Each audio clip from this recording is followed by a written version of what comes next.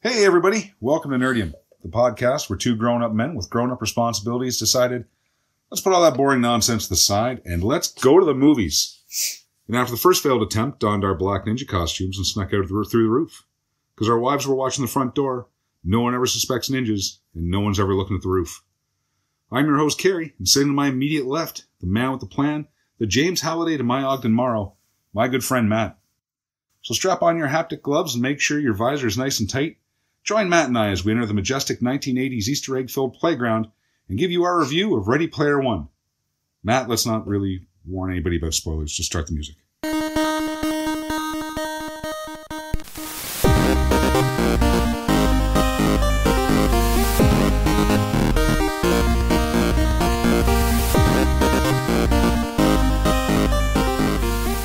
So this week we'll be talking about Ready Player One. Yeah, we will. Carrie was so excited to go see this movie, and then Steve screwed everything up the first time. He sure did. All right, so I haven't read the book. Carrie has. So let's just get some of the stuff out of the book out of the way at the start here. I'm really not sure that you can really get it all out of the way at the start. I mean, okay. If you were to... So I read the book simply because we were going to go out and see the movie. I thought, I really hate seeing a movie and then reading the book because you just have preconceived visuals of who the main characters are. You get preconceived notions, and if there's any big spoilers, you really kind of... To me, the payoff's always bigger if you just read it through the book. Mm-hmm. The book is clearly more in-depth than the movie for obvious reasons, even though the movie, I think, was like 2 hours and 15 minutes or something like that. Yeah, it was decent. It was a long time. Yeah. It really was. The movie... If I was to describe the movie off of the book, I would say that the movie was clearly based off of the book. It definitely has a lot of key plot points that are in the book, but and we can get into this later on. They really are two different things. Okay. You could watch the movie, and I love the movie, and I read the book, and I love the book. This is one of those rare circumstances where I can't really say the book was better, which, as I said before, is a really asshole pedantic thing to say. But it really, because they're so different, they can kind of stand alone on their own. Okay. And funny side note, the author of Ready Player One actually wrote a completely separate screenplay while he wrote the story. Okay. So it clearly shows, and from what I was reading when I was doing a little bit of research, it was Spielberg that actually brought the screenplay back in line with the book to give you an idea as to what we could have been watching when we actually watched the movie. Okay. So you're saying the author wanted to be more divergent from the book, or? Yeah, from what it sounded like. Now, the author of the articles that I was reading, it could be hyperbole on their end, but it was said that Spielberg kind of said, well, we really should bring this closer to the actual book. Okay. And a lot of the changes have to be made to give a lot of the side characters a little bit more screen time. Mm-hmm. In the book, the main character, Artemis, she's in and out, but she's really not a figurehead. She's an object of Wade's love and affection and all that jazz. But she really doesn't play much more of a role than another hunter. Okay, Gunter. Yeah, I know. The second it came out of my mouth, I know, I'm like, he's going to call me on it. And of course, there are certain tragedies in the book that don't make it to the movie, and there are some that are. So, to me, you could enjoy them both separately and really not have to worry one way or the other. Okay. So this movie is about, big thing is Easter eggs in this movie. Oh, so many Easter eggs. And it's funny that it comes out for Easter weekend this year. It was not lost on me. Nope. So this movie is essentially pop culture frosting with nostalgia sprinkles. I was actually surprised. The book really leans hard on the 80s. Okay. The movie leans on the 80s quite a bit, but with a lot of more up-to-date Easter eggs all over the place. You got characters from Overwatch running around. Yeah. The brand new Ninja Turtles, like the newer Michael Bay's Ninja Turtle fiasco. They're in it. They should be forgotten. They should be. But I mean, the up-to-date, there's a lot of present pop culture mixed in with plenty of 80s pop culture. There's no shortage of that in this movie. Yeah. So a lot of the Spartans from Halo, some of the Injustice characters there. Yeah, well, exactly. Yeah. Exactly. I mean, for me, it really is just when it comes out on DVD or Blu-ray, whatever your preferred platform is, it's going to be a stop pause movie for a lot of people, because I don't believe for one second we picked up on everything. No. I didn't know this until I was kind of doing some research, but there's gremlins all over the movie. Yeah. No, I caught a few when they were on screen, but apparently there's a lot more than. Yeah, I completely missed them. Like, how did I miss that? But they're in there. Yeah, IGN counted Easter eggs at 138, and then the website Den of Geek counted them at 205. So who knows how many were actually in there? There was a YouTube channel, and I didn't watch because I just didn't have the half hour to dedicate my life to. I think they found like 300 Easter eggs. Now, what they would really go into what an Easter egg is might be a little bit more aloof than Den of Geek. Yeah, but still, 300 is a solid number.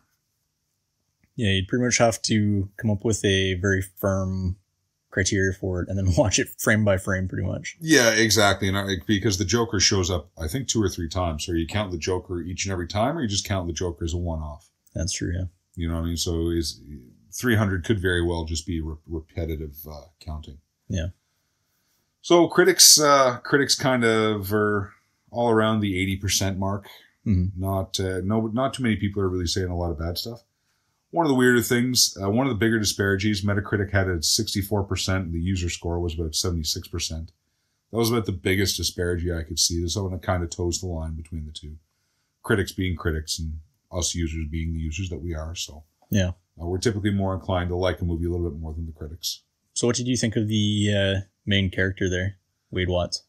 So I liked movie Wade Watts more than book Wade Watts. Wade Watts in the book, I got real irritated real fast. And near the end of the book, I had no interest in him winning everything. This one, I really liked him. The only thing is I found him to be a little bit too handsome for his own well-being. He's very much a Hollywood geek in this one for obvious reasons. Okay. But if you were to read the stories, he's supposed to be portly, overweight, your typical basement-dwelling geek, like some of us were in our much younger years. But Tye Sheridan, good-looking dude, looks like he has his stuff together. Looks like he'd be more comfortable playing sports than he would be sitting in front of a TV playing video games. Well, he did play young Cyclops in the new X-Men movies, so. There you go. But I didn't mind him. Yeah. He seemed to be pretty stellar for his acting. What was your takeaway on him? I thought he was a good protagonist. He was easy to kind of associate with. It was clear what his teenage goals were there when he finally got the boot suit and he's getting felt up by Artemis there. You can see that he was enjoying himself, and that little bit of kind of teenage me was like, yeah, I probably would have been the same as well. Yeah, well, it's hard to lie to yourself. Anybody that would look at that and say, no, that's not the right thing to do when you're a teenager has either had a very boring life or they're just lying to themselves. Yeah. How many times have you wished that holodeck technology actually existed? Oh, still to this day. And I was watching Star Trek when I was a really little kid. So, I mean, Yeah. You just wouldn't want to be the guy that cleans the holodeck. No. That is a job you pay somebody. That is the cost of having a holodeck. You just pay somebody to clean it for you. So what did you feel? In the movie, they do a pretty good job. The opening sequence there as Wade Watts is kind of crawling down through the stacks of all the dozens and dozens of stacked up trailers. You kind of get to see that the way they portray the Oasis, the virtual reality world that everybody lives in. What was your takeaway on that? It seems to be kind of infiltrated everybody's life. It kind of made me wonder, like, at some point did media stop producing new content? Like, were there no more new movies or video games or anything like that? It just seemed like the Oasis was just recycling older pop culture things. Yeah. And then having several different levels for different types of gameplay. Like, you had the racing, the Hell World there where you can... Doom World. Yeah, Doom World, that's what it's called, yeah. Where you can fight and get into like little shooting matches. And this kind of the thing, and this is, the whole opening sequence is kind of where we diverge from the book completely. In the book, it's really all about how he goes. You see it in the movie as he's describing the Oasis to you and how important it is, and oh, you can go here and you see a big shot of Minecraft world and you see this world and there's this little tiny world called Ludus where all the schools are. And that's where our main character goes to school. Initially, it's almost like the idea of what the internet was supposed to be. It was supposed to be this great information tool. Mm-hmm. You know, it was supposed to be there. It was going to be the encyclopedia for everybody to use. And it has now devolved into what we use it for nowadays, which is pretty much everything almost outside of education. Yeah. You know, it has gone so far, still very much an educative tool, but so much more than that. It's a lot of, seems like it's gone really heavy into the misinformation. Nowadays for sure. Yeah. But, in this one, you can kind of see the usefulness of where people could go to school in there. You can see where boardroom and conferences can be held. But I think you're right. They don't really do a good idea of saying that anything new came out. Yeah. Like they kind of preface that, well, you know, the corporation that made the Oasis, they put out, you know, new content and all this kind of, they just kind of gloss over it. They don't really get much involved in it. Mm-hmm. But it seems like the world around them is just so caught up in what is essentially playing video games. It was my parents' and teachers' nightmare when I was growing up as a kid. But the whole world has just turned to video games as like, this is where we all live now. Yeah, like his aunt and uncle, they both have she has her gloves he borrows and pisses off the... Yeah, exactly. But I mean, the uncle there. It's so prevalent that everybody has to have one. Yeah. And to a degree, I get that. Like nowadays, everybody has to have a computer. When I was going to school, I think I was one of the last ones in my class that got a computer. Mm-hmm. I could see where, if and when virtual reality was to take hold, we may very well go down that road. And this is definitely a world where virtual reality has taken over reality upon itself. Mm-hmm. And of course, it's that nice dystopian world of trailers stacked up on each other. You know, they talk about the oil crisis, the water crisis. The world's just become too inhabited for anybody's good. Yeah. How they fix that is create vertical trailer parks. Well, I mean, it's the idea that a lot of towns and cities go through. When you're done building up the land, you got to build. The only place you can build is up. That is true. You know, with overpopulation, stuff like that, you start to engineer ways around it. Yeah. It's not an impossible idea. It's bloody dangerous if you ask me, but the idea that we might do something like that in the distant future, I mean, sure. Yeah. I've seen a lot of weirder stuff in movies. That's true. Another point that I was kind of thinking about is what teenage boy, especially the way gaming is these days, has the maturity and insight to come up with his gamer tag as Parzival? Well, they reference this in the movie, and he's kind of like a James Halliday nut bar, right? Like he's all about it. I mean, you know, the whole premise is that's how he comes across and gets through life is knowing James Halliday's life to win the Easter egg. Why not, man? I mean, I've seen some weird gamer tags from just like, which grandparent did you like watch that movie from? Because I know you didn't just sit down and watch Turner Classic Movies all night long. That's a valid point. You know, when I was growing up, I mean, I was a nerd from hell. So the idea of Parzival, I mean, I knew King Arthur, the Knights of the Round Table. I knew all that stuff. That was just part of it was another fantasy story that I knew. So it's not impossible that a teenage boy might do it. Okay. Depending on your level of nerd, right? So if I was a strong level 10, I would know what Parzival was. Okay. That's true, yeah. Well, for the remainder of the podcast, I'll just refer to him as Tron Bon Jovi. Yeah, there you go. Yes. Yeah, also the gamer tags, like you can't get on Xbox or PlayStation these days and just pick like a regular gamer tag. You have to throw in a couple extra letters or move letters out. Yeah. Or throw in numbers, but they have Parzival, they have H. How was H not taken? I have no idea. I mean, but H, of like some of the names, H was kind of like the most original.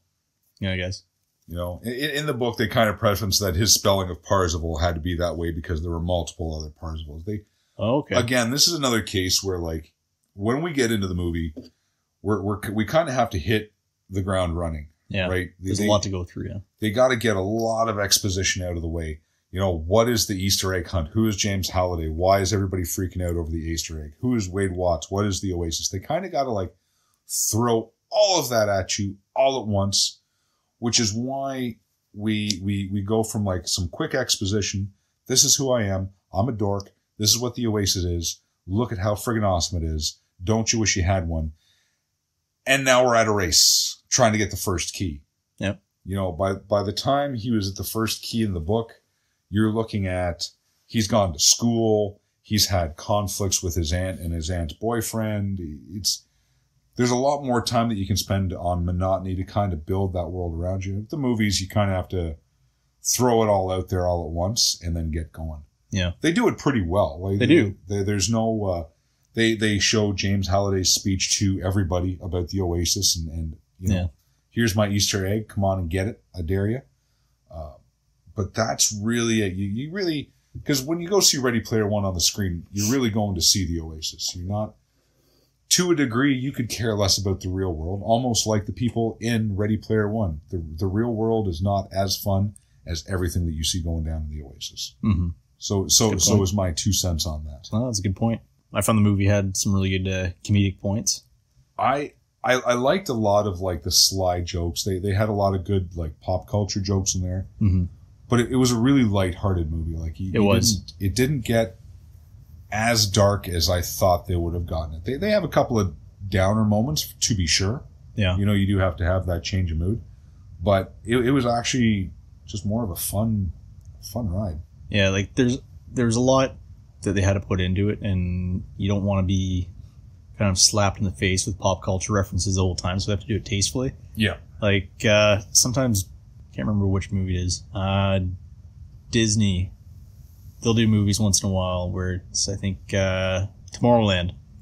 Disney has Tomorrowland, and looked like a really interesting kind of movie because it looked like it covered a lot of stuff from Disney's actual Tomorrowland at the park. Yeah.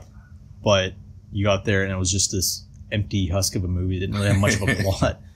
It was just basically a commercial for come to Disney World. Yeah, more of a sales vehicle than it was a movie. Yeah. So to have all these pop culture references, you actually have to either have them completely unrelated or somewhat tethered to the plot. And they did a good job at balancing both sides, where the pop culture stuff was in the background. You could kind of go, oh yeah, I see like the Zemeckis cube. Yeah. Okay.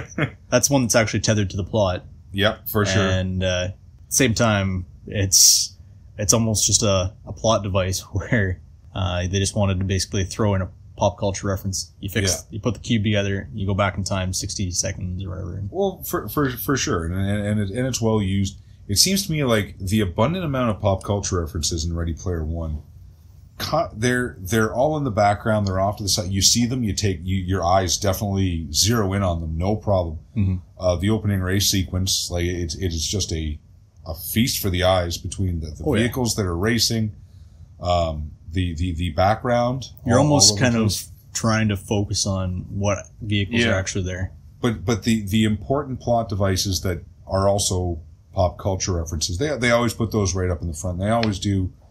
You know, it is they do Chekhov's gun, the whole nine.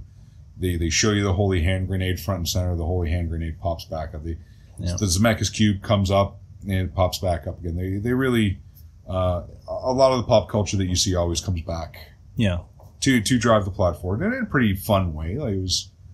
Yeah. I didn't really see myself, to the best of my knowledge, groaning too much at any of the stuff.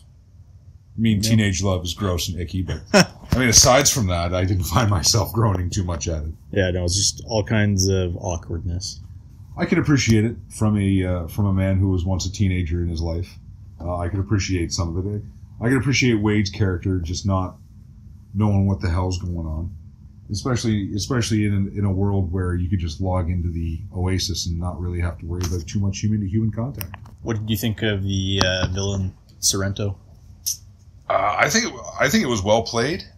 Yeah. I have really not too many qualms with him until, I guess, roughly the end of the movie. Probably like that final climactic scene.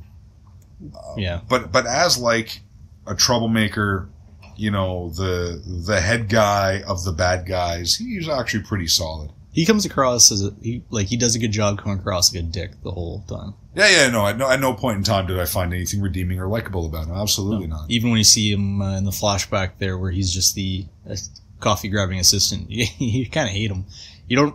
Well, he was the coffee grabbing assistant, but even then, his ideas were just like, yeah, man, soak him for everything it's worth. Like, put up ads, do this. Like he was just money driven, which is completely contrasted to James Halliday's just free for everybody. You know, again, it was the whole idea of the internet at the beginning was it was going to be knowledge for everybody. And now you just got to pay your internet bill. You got to pay this bill. You got to pay that bill. Then membership this, membership that. And then you can have the internet all you want. He was kind of working off the Facebook business model, I think. You put it out there for free and then slip it on in there. Yeah. Tons of ads. And no, I enjoyed Sorrento's character. I like how he seems like he plays a villain in almost every movie now. Like he played in Rogue One, and then he played in Dark Knight Rises. He just has that smarmy face. Yeah. He's just got the face of a guy you don't like. Yeah. I'm sure he's a real gentleman. I'm sure I'd love to have a beer with him, but just the characters he plays, he's got the face to suit the character that they're trying to give out there. Like he doesn't play likable characters. No. Like I liked him as a bad guy, as far as you can like a bad guy, but just unlikable human beings that you just know they're not there to save the day. They're not there to help anybody move forward. Yeah. What did you think about T.J. Miller's IROC? He was a different type of bad guy. Like he looked menacing. He was actually menacing, but he was voiced by a type of person that you get completely owned by on Fortnite. Like, just a person that's just kind of goofy and... He played, like, T.J. Miller just has that funny, that very recognizable voice, but he's funny, he's a... Unless he's talking about bombs on a train. Yeah, that's very true. But, like, IROC as the character, in the book, he's just a pain in the ass that nobody has time for. Yeah. But in the movie, they play it off as that he is just that guy on the internet. He's just that he's moderately good enough to get stuff accomplished, and it just goes to his head. He looks like the kind of guy I hate playing on Fortnite. Yeah. He looks like the kind of guy that helped me stop playing Fortnite. Really, any kind of online game. Just very chirpy, but backs it up with this unreal skill level that you just... He's got the skill level and he has the chirp and it's just too much. But as a character, I thought he was probably one of my more favorite parts of the movie. He's just that nuisance. But he's funny about it, you know? Yeah, it was well casted. The one thing I had a hard time getting into, and this is in the movie and this is in the book too. So IOI, Innovative Whatever Industries or whatever it is, the main bad guys, I understand why they did this in the movie where they have Artemis getting arrested and being sent to basically IOI's labor camp. In the book, it's Wade that actually gets himself arrested so he can get to IOI, so he can deactivate the force field, and blah, blah, blah, blah, blah, blah, blah. Okay. But that being aside, what has always slayed me in the book and in the movie is that how does what is essentially a video game developer, so IOI is the EA of my existence. It would be like EA having their own foot soldiers. Like, in the times that we go to the real world and there's a rebellion against a video game developer that has an insane amount of sway over the video game, to be sure, but where are the police? Where is the military? Where's the government? I don't know. Yeah, the regulating body. You know, and I can't remember in the book them ever mentioning it. I definitely don't remember them in the movie bringing it up. But it just seems to me that IOI has this paramilitary, if not military, presence in the real world. I get the Oasis, where they have every toy and doohickey that they could afford, for sure. Yeah. But in the real world, why do you have armored personnel carriers? And, like, how can you just, like, kick somebody's door down because they owe you some money and then put them into internment? That sounds like EA not far from now. Right, exactly. That's what I'm saying. Like, clearly EA is the devil, and so is IOI. But, like, just imagine a time where, you overspent your points on a game that EA owns. It's like, well, sorry, Matt, you owe us $20. So we're going to lock you up and you're going to get to work that off after, we charge you for room and board and charge you for your food. And we're going to put you in this little cell. And, it's basically a labor camp. Mm. So that was one of the few things of the movie and in the book that just always kind of like irritated me a little bit. Like, how do you get that much power? Where do you get that power from? Like, where the hell are the police and the government? Just let me know so I can go to bed at night. Yeah, I'm not going to get into the current state of affairs, but I could see it going that way. I could see it at the current state of affairs, sure. But I mean, it would be a long time coming. Like, you almost get the impression that by, I think it's 2045 is when the movie takes place. Mm-hmm. There's just no government. Like, everything's just gone to shit. And everybody's cool because everybody's hanging out in the Oasis. Yeah, maybe that's how it happens. Right? That could very well be it. It is, I think it was Caesar that said religion was the opioid of the masses. Well, in this case, it's very much the Oasis. Like, just plug them in, and as long as they have it, they're happy and they won't bother anybody. Yeah, it's almost like a less dark Matrix. Very much so, right? It's like, doesn't matter that they're living in a squalid lifestyle. Doesn't matter that they can barely have enough food to put in their mouths. Just make sure that they can log into the Oasis and everything's honky-dory. Yeah, and the Oasis definitely has that economic drive in there. As you saw with people losing their shit. Yeah, and then just throwing themselves out the window. That's so good. I mean, I played Diablo back when, like, Diablo was when you logged in and then somebody just came up, took you out and just one shot and then took all your stuff. So I can sympathize with that idea. I apologize for that. Yeah, I know. I was living in a high rise at that time. But I mean, it was so strange to me to just imagine. The strangest thing was that I could imagine it getting to that. You read stories like when World of Warcraft was doing its thing, and just the chaos that the World of Warcraft could cause in somebody's life, both from the addiction of playing it and then losing something or losing a character that they had spent years working on. Mm-hmm. Let's talk about one of my favorite parts of the movie. And one of my favorite parts comes from a very personal thing where somebody that has never experienced what is The Shining. I love introducing it to them and watching them. And this movie gave me that experience on a big screen of a person that's never seen The Shining experiencing The Shining. Funny. That was so funny. It's funny to me because when they do that, when they go in to play the movie, mm-hmm. which is something they do in the book, but they just kind of throw it into this movie. They don't really focus on a lot of that stuff. And the curator basically says, hope you have the stomach for it or some damn thing like that. I'm like, yeah. How cool would it be to have, I mean, terrifying to be sure. And I would never ever go down the darkest pits of my imagination in the Oasis. How it would be to do that. And clearly, like you said, to watch somebody that's never seen The Shining experience that mess is amazing. I did not picture them doing the lady in the tub scene. I couldn't even imagine it to save my life. And there it was. And I went, oh, okay, this is happening. Cool. I'm down. Let's see how this goes because I know how it ends. Yeah. So yeah, it's one of those things where you know how it ends, and it's just like you're sitting there kind of giggling to yourself, trying not to laugh too loud in the theater, and you're just watching it play out. And that's just as H is kind of experiencing this whole like terrifying, like Kubrick suspense driven like build up, and of course the lady in the tub's all sachets over to her, all bums a jiggling. And then H just kind of goes with, oh, well, whatever. I'm just going to go with it. I'm like, yeah, you sure will. You sure will, H. Good for you.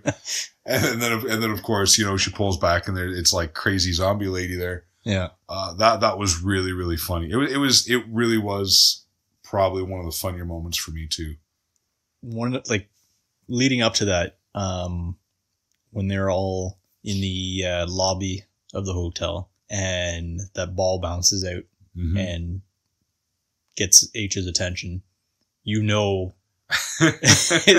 exactly what's going to happen, and it's just soon as he follows that ball, yeah, and then sees the twins. No, I know. I saw that and was like, oh, this is going to be so good. Yeah, The second H was going on about never seeing The Shining and is it scary? And all of a sudden, I'm like, oh, this is going to be so awesome. This is going to be so awesome. Yeah. It's one of those times where you're laughing and you're just like, you're not going to enjoy this. No, this is not going to be pleasant for you at all. This is not going to be pleasant for you. But it did have an interesting kind of twist there with the zombie ballroom. Well, that was, again, the Shining part really wasn't in the book. It was, and if you've ever played like a lot of the first-person shooter games back in the day, it was the jump puzzle level. I hate those. Yeah, right. Everybody hates them. Nobody's just like, yes, jump puzzles. It's always like, great, jump puzzle. It was that, only it was that in a 3D something to lose scale. Like if she had plumbed it down, then. Yeah, it actually reminded me a lot of, say, something you get from like Ocarina of Time. Yeah. I could see that with a horrible 3D camera that never works for you. Yeah. It was cool. It gave a good call out to like those horrible first person shooters that I used to play on the N64. And it was kind of a funny end to the Shining portion. Yeah. I'm not sure if I want to see a little bit more of the Shining or not. It was really kind of hard for me to pin down on that one. Also, another funny part of the movie was the movie's only real kind of expletive moment was the introduction of Chucky. So this is nothing but my pure like nightmare fuel. So anybody listening there, Child's Play, my mother, because she was responsible, showed me Child's Play when I was like 3, of the age where you never show a child these movies. And of course, Chucky haunted my dreams for like to this day. I do not sit down and watch Child's Play. Child's Play 2 to I think Cult of Chucky was the last one I've seen like multiple times, no problem. Yeah. I still struggle to this day watching Child's Play 1. I have no desire to see it. And then to see Chucky jumping around on that stage, getting all stab happy with everybody. It was cool to see them switch from Chucky doing his stabby dance to the real world where all the IOI modules are just dropping off one after the other. I'm like, yeah. Looks about right. That is exactly how that would go. Sure. Yeah. Well, also to that point with the back to the real world IOI, it was funny with the Shining part where they're all trying to get through the Shining level, and you see the horrific screams coming from everybody. Screams and chaos all through the lab. Yeah. They do a good job. Definitely at the climactic battle there of, where clearly everybody's invested in this craziness. Showing like, transposing the real world and the Oasis. The real world and the Oasis. You mentioned before, like the Spartans from Halo. Mm-hmm. And then at one point in time near the end, you see like 4 or 5 kids, like they're clearly the Spartans in the game, like go tearing by like a car as it drives by. I'm like, I would pay to see that. Yeah. I would love nothing more in my life to see that. We'll just go running down the street screaming. That would just be awesome for me. Yeah, you start kind of seeing the two worlds kind of bleeding together a little bit. Yeah, and they kind of build up to that all throughout the whole entire movie. They show you the real world, the Oasis, the real world. They spend a little bit more time in the Oasis, a little less time in the real world. And then near the end, it really is flashing back and forth to show you not only that everything, the chaos that's going on inside the Oasis, but how everybody in the real world is invested into this. Mm-hmm.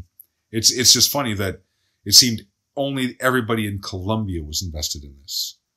No, it wasn't. It wasn't Colorado. I think it was Colorado that they were all supposed to be in. Cleveland, Ohio. Starts with a C, maybe. I thought it was Columbia. I don't want to keep saying Columbia. Columbus. No, I don't think it was Columbus. I don't know. Somebody out there can let us know. I can't remember, and I can't be bothered to check it up on the Google. All right. One thing I think was kind of missing from the movie, they could have spent a little bit more time on not just the main 5 characters.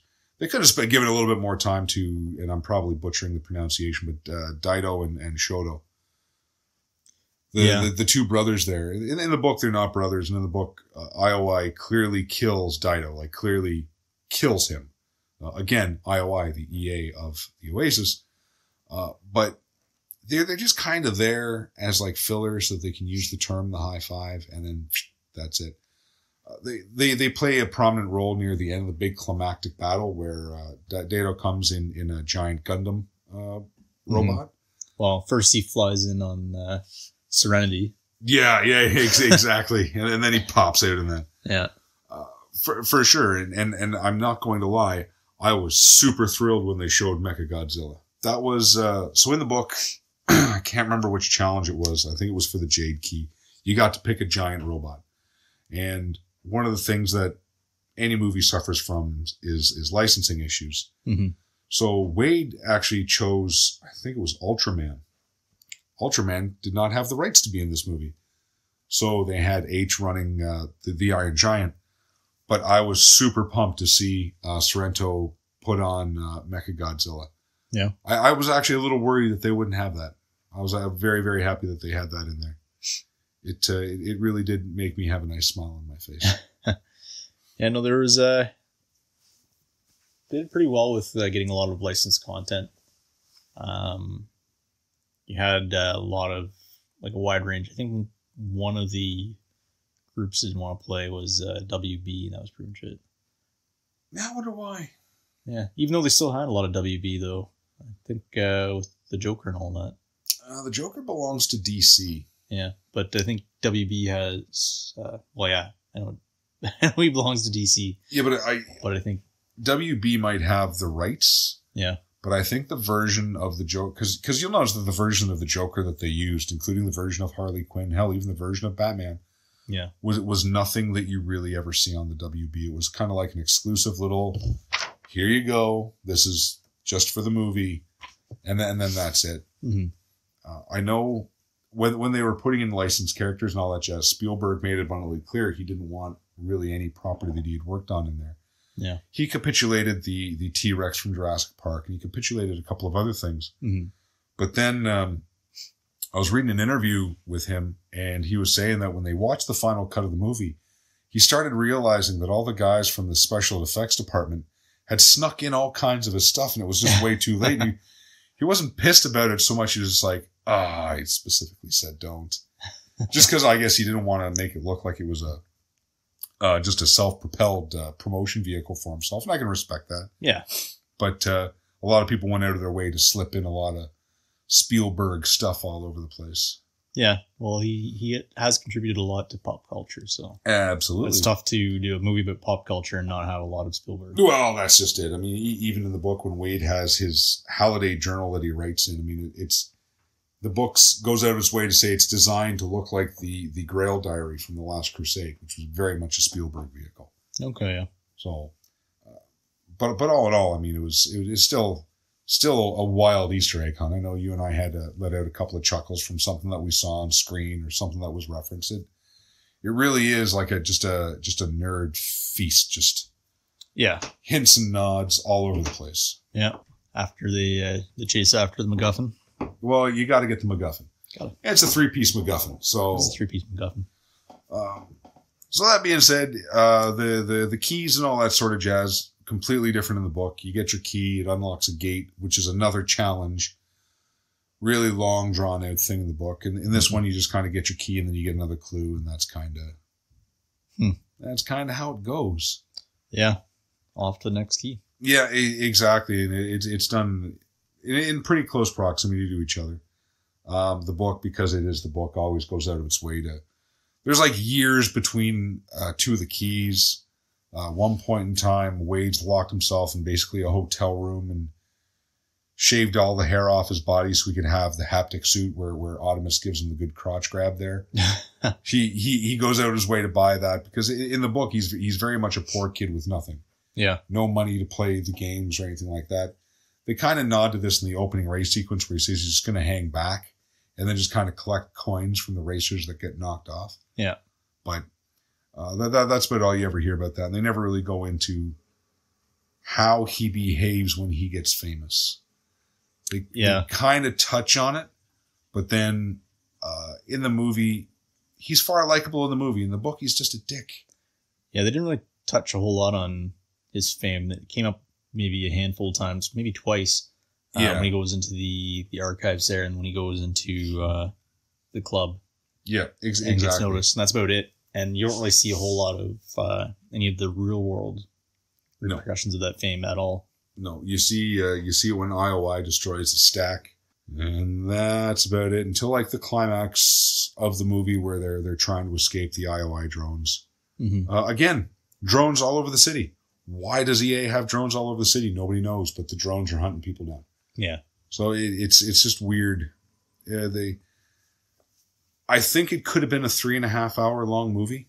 Could have been. If they really wanted to kind of dive into some of the backstory. Mm-hmm. If they wanted to give Dato and Shoto the time that I think they deserved on screen, it could have been a significantly longer movie. Yeah. I'm not sure I could have sat for 3.5 hours Ready Player One. No. At the length that it was already kind of pushing it. Yeah. It was exhausting trying to pay attention to all the different little pop culture references. Yeah. It's a movie that if you're going to watch it to pick up a lot of pop culture references, you got to watch it a few times because there's no way you're getting it all in one sitting. No. Even like the little nods with some of the things they say. Like, it's not all visual references either. Exactly. The dialogue there too. But as you previously mentioned, with the kind of climax at the end of the movie there, that was kind of brought down. I personally wasn't a huge fan of Sorrento part? There. When Sorrento and the Mecha Godzilla? No, well, that part was awesome. The Oasis part was awesome, but then you got Sorrento that's lost everything. He's finally ready to do what he needs to do in the real world. Tracks down Tron Bon Jovi. Yeah. And goes up the van, opens the door, points the gun, and then has a change of heart. Yeah, it's and I mean, I didn't see any weird glow around Wade, so I don't know why he suddenly chose not to pull the trigger. He knew that his existence was over, so I didn't think he had anything to lose. And this is the one time where we finally see police. Yeah. You know, finally the police show up to grab him right before he takes Wade out, if he was going to take Wade out. But that's it. It was really lost on me, him as a villain when it kind of went that way. I thought for sure something really nasty was going to happen to him, not just a life in a cell. Yeah. So after the whole movie, and then you kind of get to that point, I thought that part was a little bit of a letdown, but the whole movie itself was pretty well done. I enjoyed it. So what do you think of the ending? I enjoyed the little interaction he had with Halliday. Yep. Where they kind of alluded to Halliday not just being an avatar, that he was actually kind of a ghost in the machine sort of thing. Yeah. So he was still kind of technically alive at that point in the Oasis. They touch on that at the very, very beginning of the movie. When he's giving his monologue about Halliday's death and you know, you could still... Anorak was his avatar and all that jazz. They had mentioned that there was a theory in the world that Halliday had figured out a way to upload his consciousness into the Oasis. Yeah. Really, really quick mention. Really, really quick mention in the novel. And that's it. Yep. That being said, Ernest Cline, the writer, has the sequel all planned out, both the movie and the book. Okay. With Mr. Halliday being the ghost of the machine.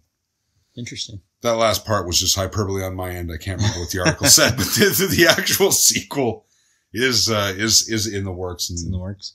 Yeah.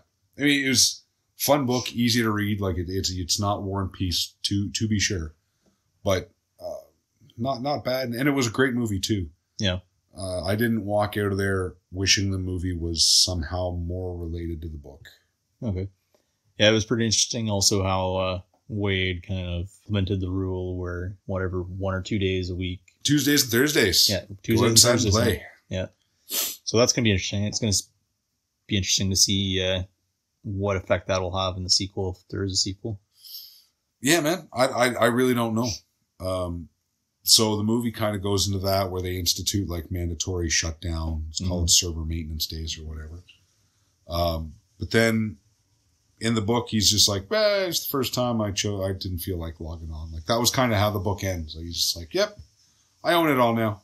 Yeah. I'm good. The movie did a good job at kind of wrapping up everything, so it could just be a standalone movie, but at the same time, there's repercussions from that that could make an interesting sequel. So they could delve into Halliday having his conscience in there. They could delve into what happens to him after the Oasis is gone, because now the Oasis is his to control. Mm-hmm. Halliday shows him the button. You hit this big red button, you can turn it all off, and it's gone forever. Yeah. So he has that power, and who's to say someone might not be a little bit more interested in that red button? Who's to say he doesn't become interested in the red button? That's true. You never know. Yeah. All right. Well, pretty much taps me for any discussion points left. Would you see it again? Oh yeah, I'll probably watch it at least one or two more times. Right. I know I will. Sit there with my giant pad of paper and frame by frame. Absolutely. All right. Well, if you haven't seen it yet, apologize for all the spoilers, but definitely go out and see it. If you have seen it, let us know what you think. You can hit us up on Twitter, Instagram, Facebook. We have our Reddit page, or you can fire us an email. Absolutely. If you have any show ideas, if you have anything you'd like us to talk about, or anything you want us to talk about again, feel free to let us know. Yeah. All right. Until next time. Thanks, guys. Take care, everybody.